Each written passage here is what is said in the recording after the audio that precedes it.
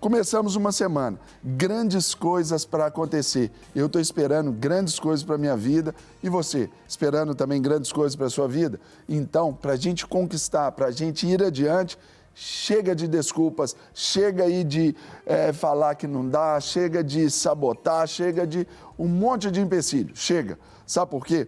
Olha esse texto aqui de Êxodo 3:10, diz assim: vá, pois, agora, eu envio a Faraó para tirar do Egito o meu povo, os israelitas.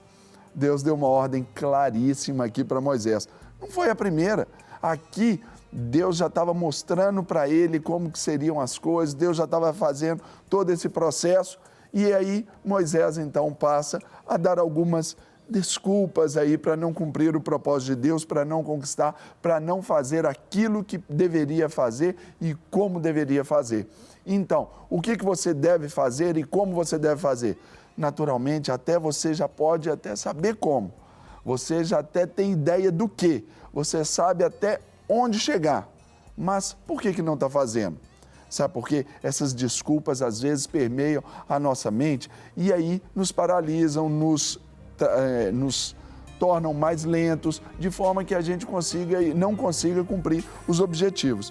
Então, nós vamos ver aqui, no verso 11 especialmente, que Moisés, ele deu uma desculpa meio esfarrapada. É verdade, ele disse assim, Moisés pergunta ao Senhor, quem sou eu? Ou seja, se esses 80 anos até então aí não resolveram para Moisés buscar essa identidade, isso aqui então se tornou uma desculpa esfarrapada. Sabe por quê? Porque esse primeiro sentido de pertencimento, essa primeira ideia de sabermos quem nós somos, isso aí é o que vai determinar o sucesso ou o fracasso na nossa vida.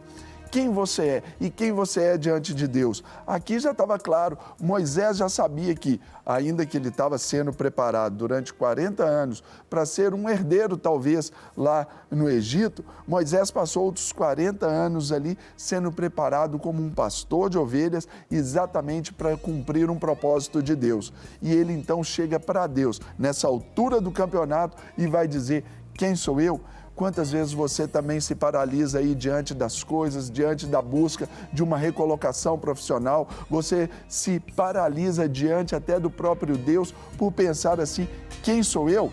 Ora, isso aqui Deus sempre vai te dizer, vai te mostrar que você é muito importante, que Ele te criou, que Ele te capacitou, que Ele te dotou de várias competências exatamente para você seguir, para você romper, para você ir adiante. Então é necessário que você rompa exatamente com esse sentido de não saber quem você é. Você tem que ter esse encontro consigo, porque Jesus, sendo indagado pelos fariseus, perguntaram, quais são os maiores mandamentos? Jesus disse, ame a Deus sobre todas as coisas e ao próximo como a ti mesmo. Ou seja, você tem que entender quem você é para se amar, para você chegar ao próximo. Por isso que relacionamentos às vezes estão dando errado, exatamente por causa dessa falta de identidade. E essa falta de identidade é que impede a gente de amar as pessoas que nós escolhemos gostar. Nós escolhemos gostar da esposa, escolhemos gostar do marido, escolhemos gostar de alguns amigos, mas às vezes a gente não sabe como. Mas por quê? Porque esse amor não passa por dentro de nós. Ou seja, quando nós não sabemos quem nós somos, isso se torna um prato cheio de desculpas para a gente não cumprir o propósito de Deus na nossa vida. Outra coisa que a gente aprende nesse texto, no verso 13, Moisés pergunta assim, quem é você?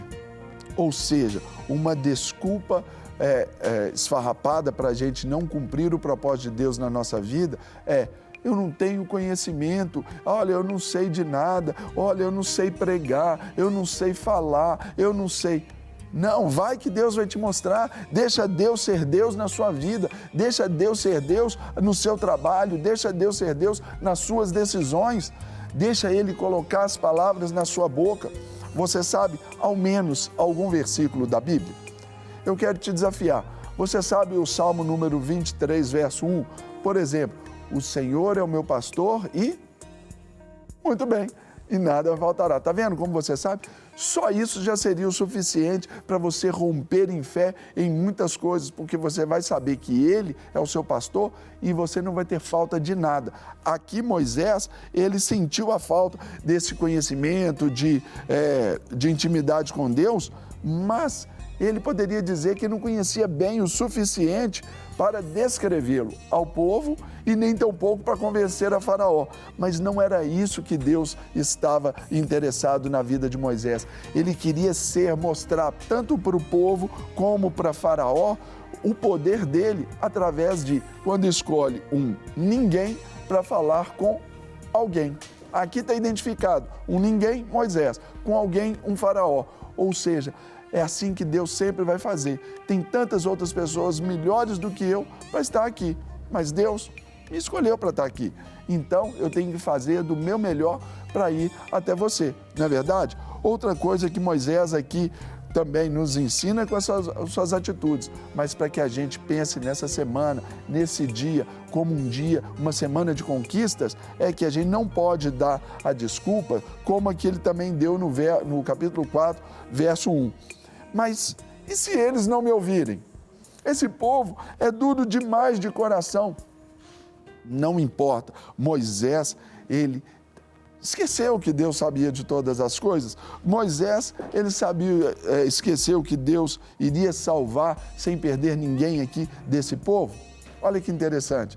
Ou seja, quando a obra está do outro lado, naturalmente nós vamos ter que deixar com Deus para o agir de Deus.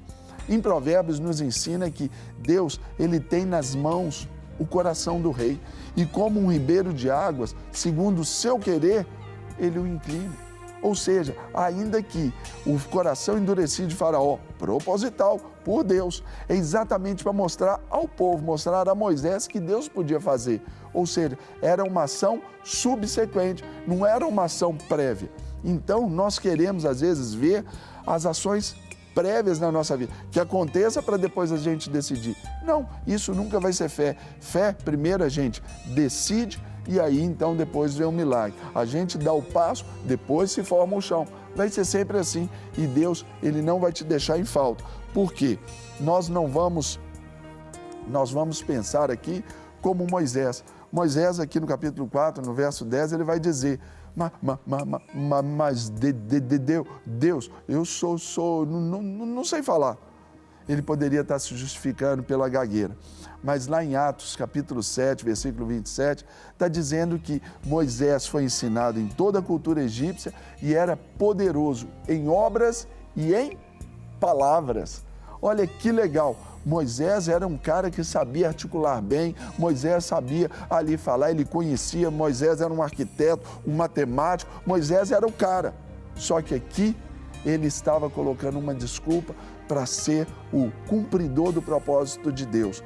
Talvez esse medo do novo, esse medo aparente, porque ele também diz: eu não quero ir, olha só, manda outro em meu lugar.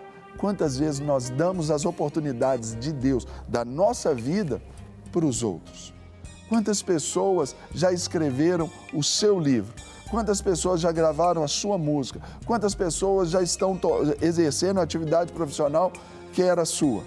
Então, esse é o tempo para a gente colocar aqui que Deus, quando nos chama, Ele nos capacita. Quando Deus nos capacita, Ele também nos envia. E quando Deus nos envia, Ele realiza. Então, nós precisamos ter todo esse contexto. Então, por isso que a ordem do dia hoje para todos nós é: chega de desculpas. Então, vamos olhar para a semana, vamos olhar para o dia de hoje e vamos para cima. Nós vamos lutar, nós vamos crescer, nós vamos fazer a diferença, nós vamos ser abençoados, mas também nós vamos abençoar outras pessoas. Então, saiba que você, em Deus, é o tudo que Ele tem para cumprir o propósito específico para a sua vida.